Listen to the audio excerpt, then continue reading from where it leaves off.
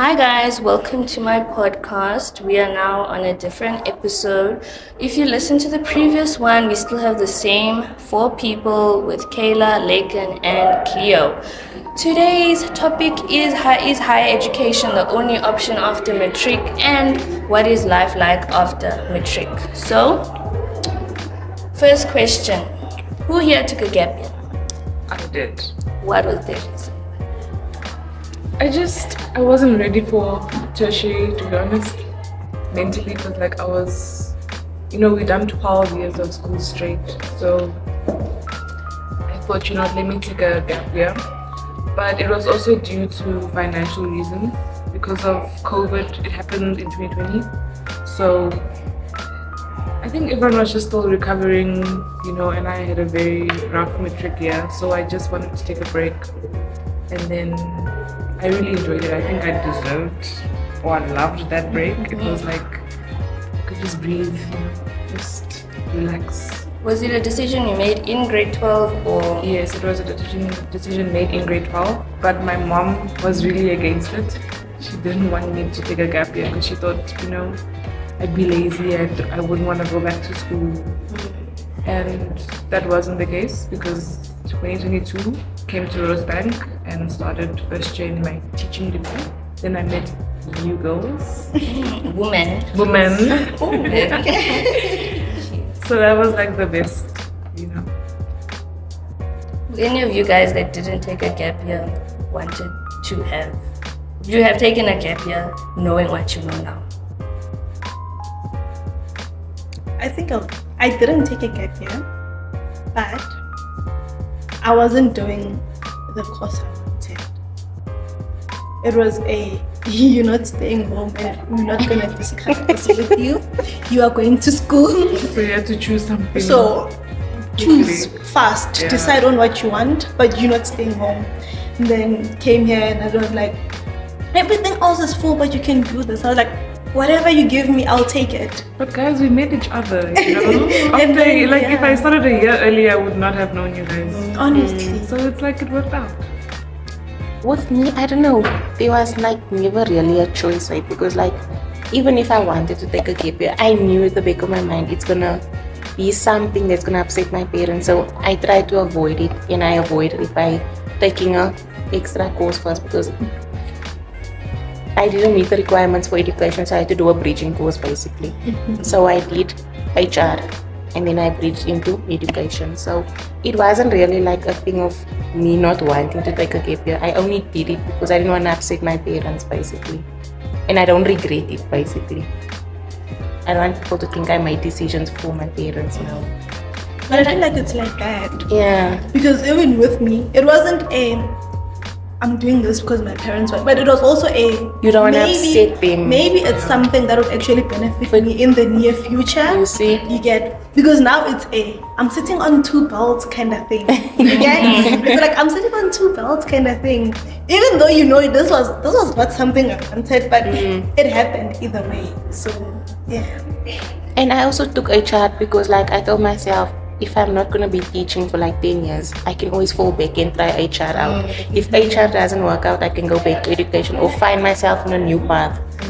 So that's how I look at it now. So I'm grateful for that opportunity. And this question is for you and Kayla. In colored households. In colored households.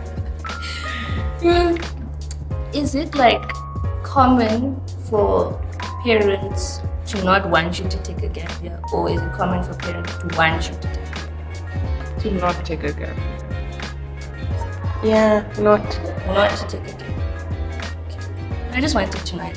I feel I don't know, colored parents have this idea if you stay at home, you're going to become lazy, you're going to mess up your life, teenage pregnancy, drugs, all those stuff, drug abuse and all that. Is drug abuse the right way to say it? Substance abuse. Yeah, substance abuse.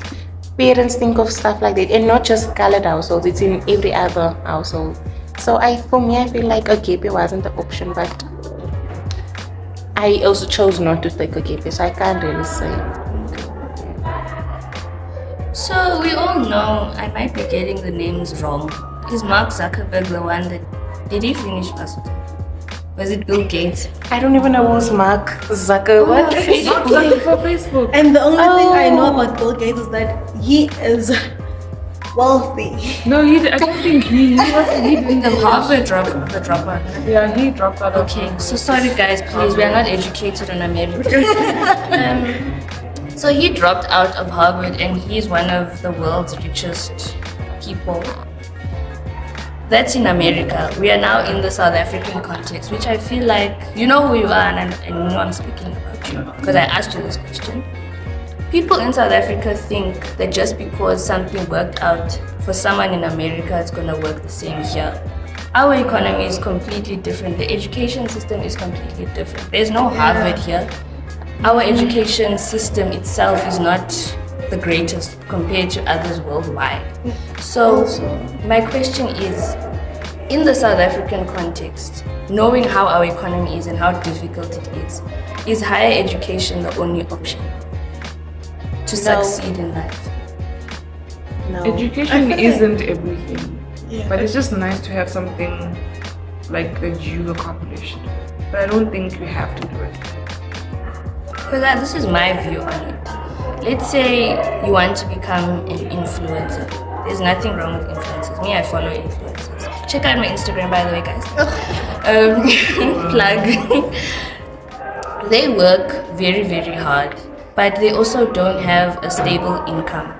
So I feel like it's something to fall back on, where if that career doesn't work out, you still have another opportunity to get a job. But I think the main thing, it's sad, but it's the truth though, but the way the world works is if you have connections. Same with teaching, you know, like if you are placed at a school that maybe needs another teacher, you obviously are gonna like call your friends and see if they need a job before the principal like sends out the notice, you know. So that's like a head start for me. It might seem unfair to someone else who just graduated, but it's, you know. And also, It's the world we live in, guys. The problem is most companies, the schools, these people run them as families. So possibilities, So I have a school, I run a school. When I step down, I'm not gonna hire someone. I'm gonna swoop in my little sister. Yeah. My little sister is gonna work. When she decides I'm tired, she swoops in my little brother. You know, that's the circle. After that, it's my kids. After that, it's so now people don't now get the jobs because you get it. And then it's gonna seem like there is no job, but the jobs are actually there.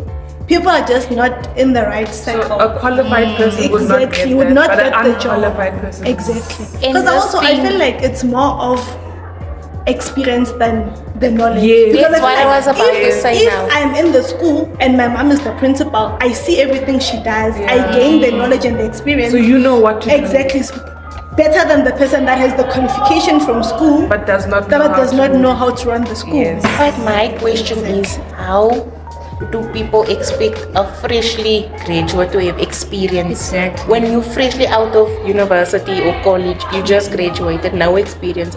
How? That's why the unemployment rate is so high in our country. And they don't offer many like internships or learnerships. But I feel like that's where volunteering comes in.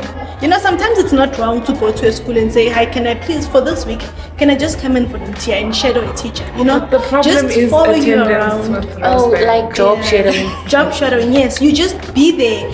After they give you a reference letter that, no, she was here, she did ABCD, ABCD, ABCD, and she's actually pretty good at it. But I feel like most companies are not open to that anymore. Yeah. Job sharing and stuff, because with service learning, I had a difficult time finding an NGO. They wanted like documents and letters saying I'm a student doing this. Yeah, like Meanwhile, proof. yeah, I'm just volunteering 4 hours, but I need a whole document, like a briefcase on the table saying like. But yeah.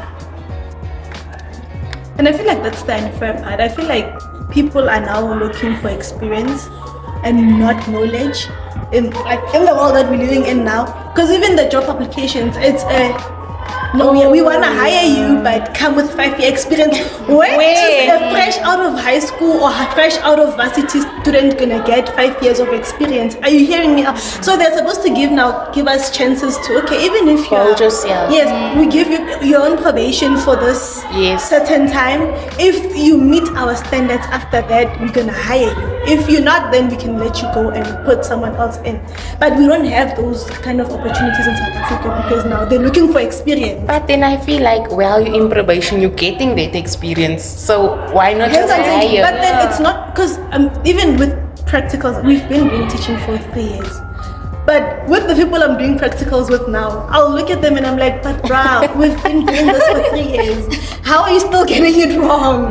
Because now the rules are simple. Get to work early, dress appropriately, focus on the kids. Yeah. You decide. They say come to school at 6:30, you get there 7:30. They let you go. Kids are making noise, they're making noise, you're on Instagram, you're on TikTok, you're in class. They say, okay, no, teachers wear this, you come with cleavage out, thighs out as a teacher. And I mean, we're in our third year. Who is doing third year education? You know what I'm saying? So now it's not this teacher it's those kids from Rosebank College have problems. Now it messes up for all the Rosebank College students who are gonna come there because now the reputation exactly my point. Rosebank, yeah. So hence I'm saying I feel like even with the probation, they can still give you the chance, but you're still gonna mess it up either because I feel like those people are looking at you, right? The moment you get into their school premises, they look at you and they see the way you behave, the way you carry yourself, the way you talk to people. All of that counts. No, So- yeah, you're right. Because hence, for example, not to be racist, but have you seen ABSA? The ABSA here. It's 1 out of 10 employees that is black. I haven't been inside though. I have been there and 2 black people in there. Only 2. Why? Because white people mean business. When I stand up and I say I'm going to work, and you'll not find them on their phone. Then you'll find me, a dark person. I'll go to work, and then I see my boss on a call. Yo, Chomi! Today she was on a call the whole day. You get what I'm saying? That automatically shuts the doors for black people because now we are being portrayed as those people who don't want to work. We want to be spoon-fed. We want this, we want that. Hence, there are no jobs for black people out there because now people are now looking at the way black people and but people are like now scaling us that okay. When I could say the same for colored people as well. I mean, I've never seen. And the possibility is it's that one person who went to that company and worked there and messed it up, and now they're like, you know what, child, no ways, we're not hiring people like this because ABCD. But I think it also depends on the area you live in.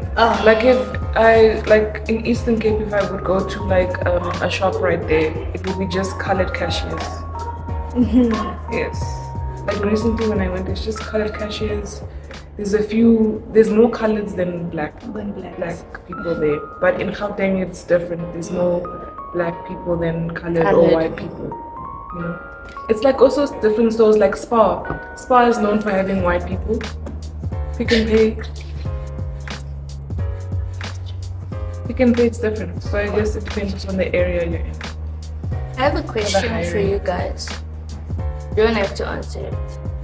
If you are the only race in a specific group, like for example me, I'm the only black person where there's only white people. They're friendly to you. Would you still feel uncomfortable knowing that you are the odd one out?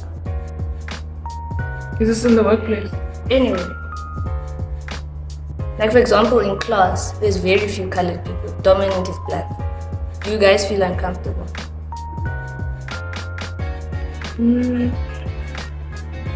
I don't know.